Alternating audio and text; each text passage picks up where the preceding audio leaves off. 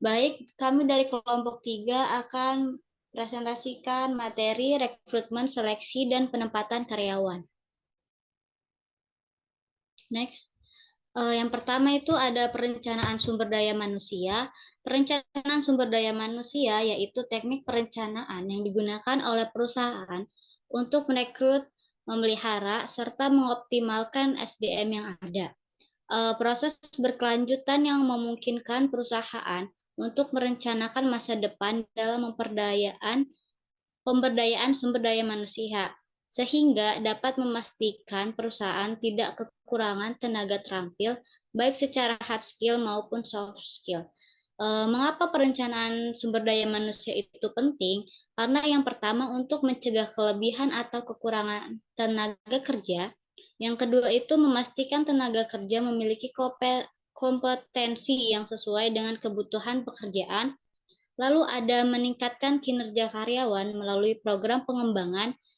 Lalu yang terakhir itu ada membangun sumber daya manusia yang menjadi keunggulan kompetitif organisasi. Baik, selanjutnya akan dijelaskan oleh rekan saya.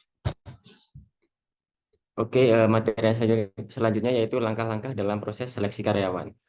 Untuk memahami bagaimana organisasi menyeleksi karyawan untuk suatu pekerjaan, kita akan melihat setiap langkah dalam proses tersebut, mulai dari perekrutan pelamar, berbagai prosedur penyaringan dan pengujian karyawan, hingga seleksi keputusan dan penempatan karyawan pada pekerjaan yang sesuai. Next.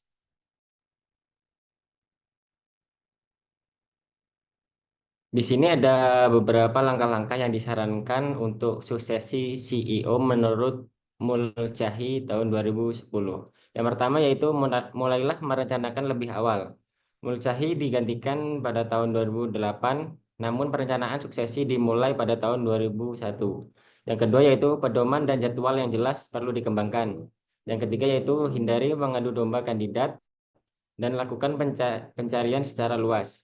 Yang keempat yaitu kandidat yang paling unggul harus memiliki kontak dengan CEO yang sedang menjabat, yang dapat membantu mengarahkan dan mengembangkannya. Yang kelima yaitu batasi masa jabatan CEO tidak lebih dari 1 dekade. Baik, untuk materi yang selanjutnya akan disampaikan oleh rekan saya. Baik, materi yang selanjutnya yaitu rekrutmen karyawan. Rekrutmen karyawan adalah proses di mana organisasi menarik pekerja potensial untuk melamar pekerjaan. Semakin banyak organisasi yang mengembangkan program strategis untuk perekrutan, perekrutan merupakan proses dua arah. Sementara organisasi perekrutan berupaya menarik dan kemudian mengevaluasi calon karyawan. Pelamar kerja mengevaluasi berbagai calon pemberi kerja. Next. Yang selanjutnya yaitu ada penyaringan karyawan.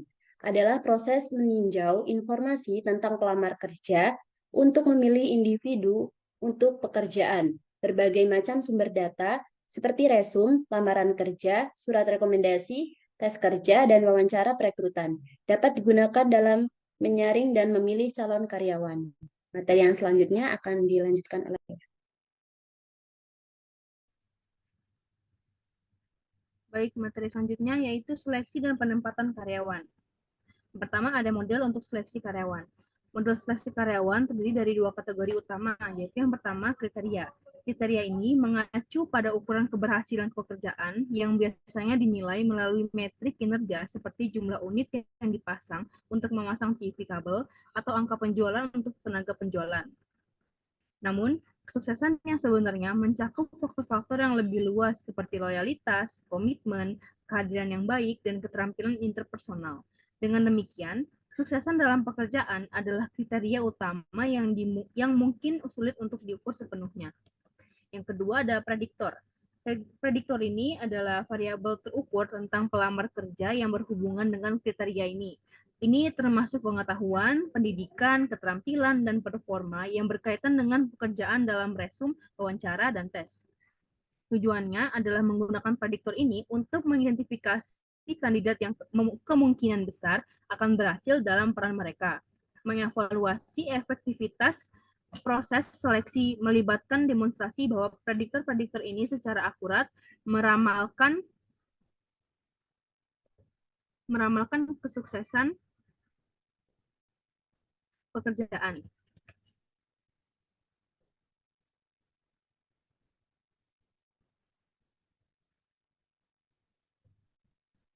Selanjutnya, membuat keputusan seleksi karyawan.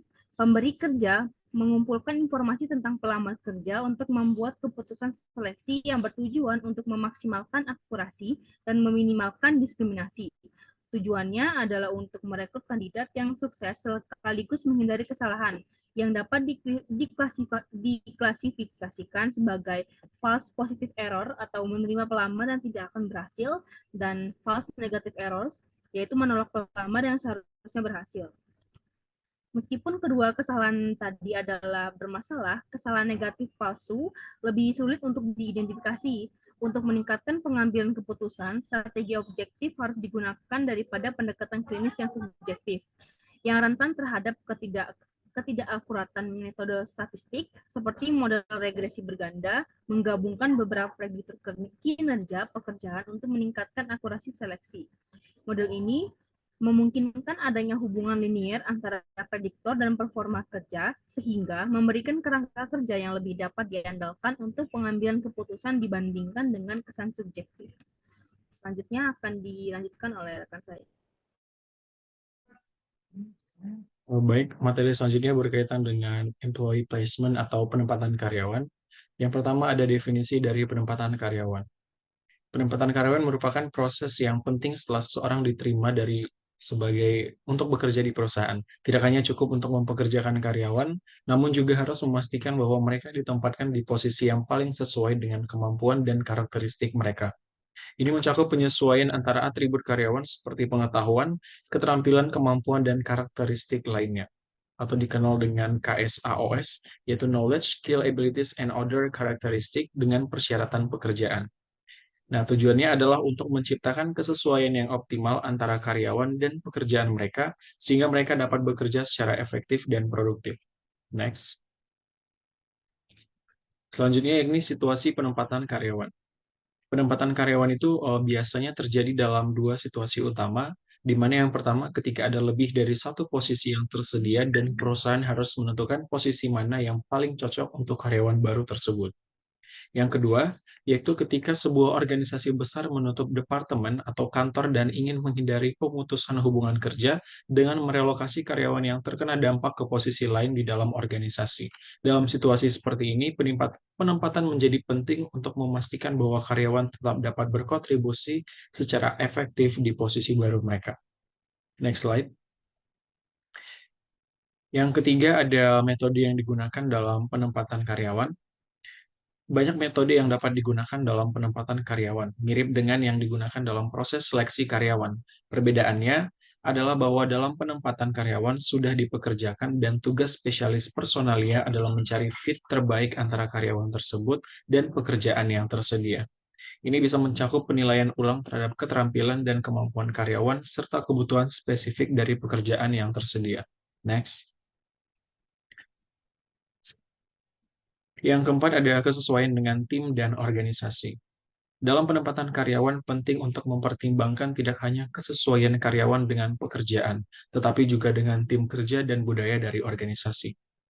Kesesuaian yang baik antara individu dan lingkungan kerja mereka sangat penting, karena hal ini dapat mempengaruhi kinerja karyawan dan kesejahteraan mereka secara keseluruhan. Ketika karyawan merasa cocok dengan tim dan budaya organisasi, mereka cenderung lebih produktif dan lebih termotivasi, serta lebih puas dengan pekerjaan mereka. Yang kelima, yakni penempatan untuk penugasan internasional. Dalam konteks globalisasi, penempatan karyawan untuk penugasan internasional menjadi semakin penting. Karyawan yang ditempatkan di luar negeri harus memiliki sensitivitas budaya dan kemampuan untuk beradaptasi dengan lingkungan yang berbeda. Penempatan yang sukses untuk penugasan internasional tidak hanya bergantung pada seleksi yang tepat, tetapi juga pada pengembangan dan pelatihan berkelanjutan untuk membantu karyawan dalam mengatasi tantangan yang muncul dari bekerja di negara lain. Next. Selanjutnya yakni kesetaraan kesempatan kerja dalam penempatan. Penempatan karyawan harus mematuhi prinsip-prinsip kesetaraan kesempatan kerja yang diatur oleh Equal Employment Opportunity Commission atau EEOC dan undang-undang terkait lainnya. Ini berarti bahwa perusahaan harus memastikan bahwa proses penempatan tidak mendiskriminasi kelompok yang dilindungi, seperti perempuan, minoritas ras, dan individu dengan disabilitas. Setiap keputusan dalam penempatan harus berdasarkan pada kualifikasi dan kesesuaian karyawan dengan pekerjaan tanpa memperhitungkan faktor yang dilindungi oleh Undang-Undang Anti Diskriminasi. Kesimpulannya yakni penempatan karyawan merupakan langkah penting yang memastikan bahwa karyawan berada dalam posisi yang tepat, yang tidak hanya mendukung kinerja individu, tetapi juga berkontribusi pada keberhasilan organisasi secara keseluruhan. Dengan penempatan yang tepat, karyawan dapat merasa lebih termotivasi, lebih puas, dan lebih produktif, yang pada akhirnya meningkatkan efisiensi dan efektivitas dari organisasi tersebut. Demikian presentasi yang dapat kami sampaikan. Terima kasih.